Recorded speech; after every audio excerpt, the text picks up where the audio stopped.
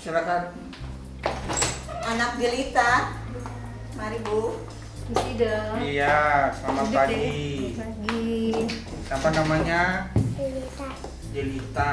Jelita kenapa? Ini dok, beberapa hari ini anak saya kalau pas buang air kecil suka mengeluh sakit, terus sering berkali-kali buang air kecilnya dok, seperti nggak tuntas gitu dok. Nah tadi pagi saya lihat kayak ada darahnya dok waktu buang air kecil. Kita periksa dulu ya, Jelita ya. Ayo, jelita naik jelita. Diperiksa dulu ya. Jelita umurnya berapa sih? 6 tahun. Udah sekolah? Udah. Kelas berapa? TKB. Coba TKB. Napas. Pinternya lagi. Lagi. Lagi.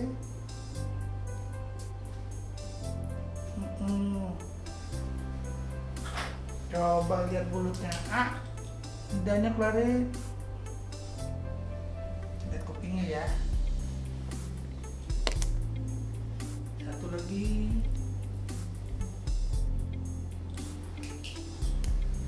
Kaki yang kiri ditekuk.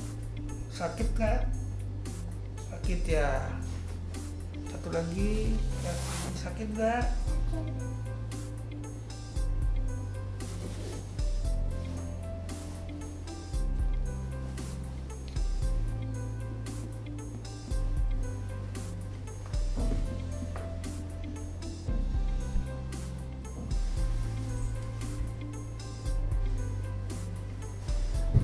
Sakit.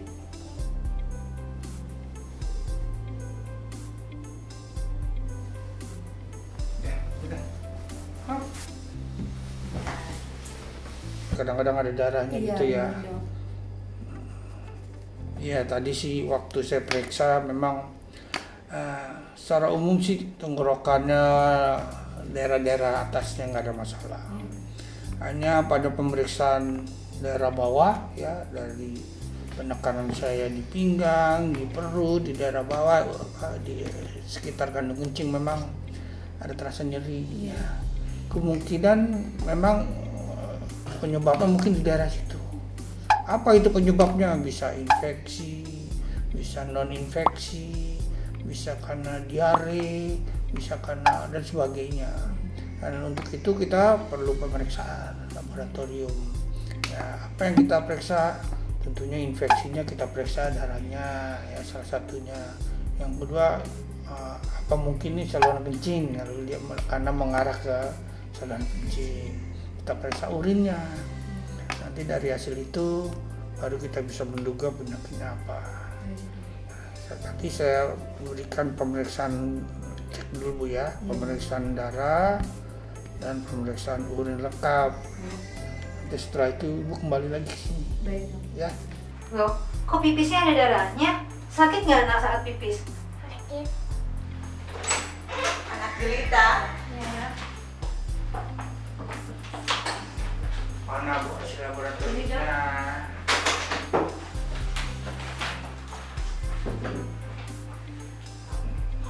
Oh, sepertinya dia kena infeksi saluran kencing. Gimana dok solusinya?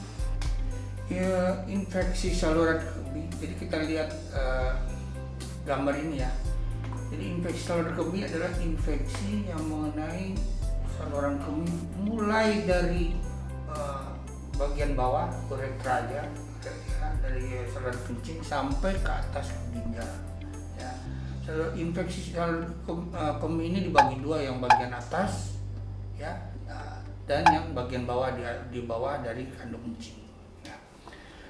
Salah satu faktor penyebab dari infeksi saluran kencing adalah masalah infeksi.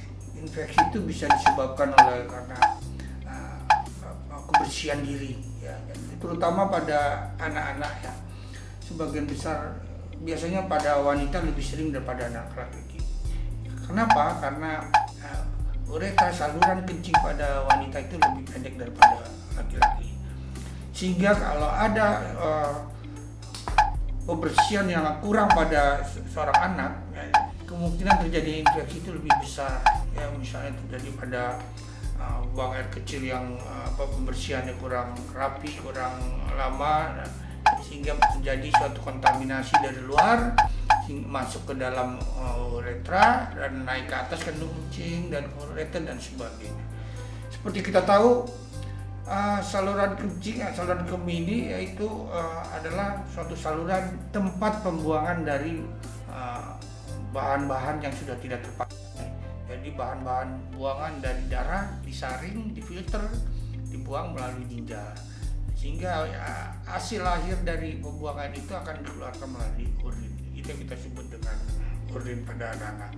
Tetapi kalau pada anak-anak yang terjadi infeksi sehingga adanya kuman di dalam saluran tersebut akan menyebabkan terjadinya suatu peradangan, dan hal ini akan menyebabkan penanganannya harus yang sistematis.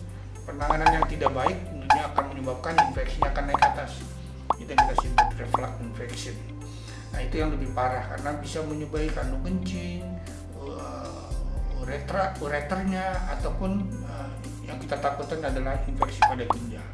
Nah, ini yang berbahaya kalau infeksi sudah pada ginjal itu terkena. Kenapa? Gejalanya akan lebih hebat.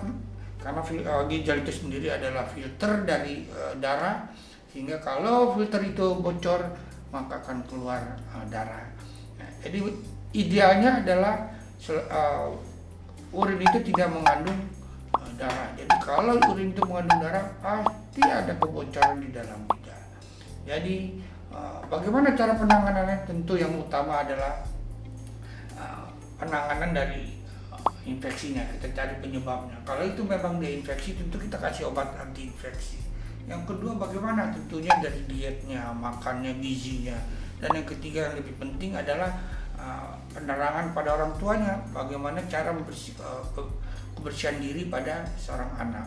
Jadi sering pipis jangan ditahan, terus bagaimana cara membasuh alat sekitar kelaminnya, ya harus dari depan ke belakang, bukan dari belakang ke depan, karena membasuh dari belakang ke depan akan menyebabkan kuman yang dari dubur akan masuk ke dalam lubang yang di depan. Begitu juga pemakaian sabun. Jadi terutama pada wanita, karena sabun itu sangat mengiritasi kemaluan, sehingga akan menyebabkan epitel mukosanya itu akan iritasi atau lecet. Nah, itu akan menyebabkan port entry-nya atau cara masuk kuman itu akan lebih mudah. Jadi sekali lagi yang terpenting adalah bagaimana cara kebersihan diri yang kita tanamkan pada anak-anak mulai dari usia dini.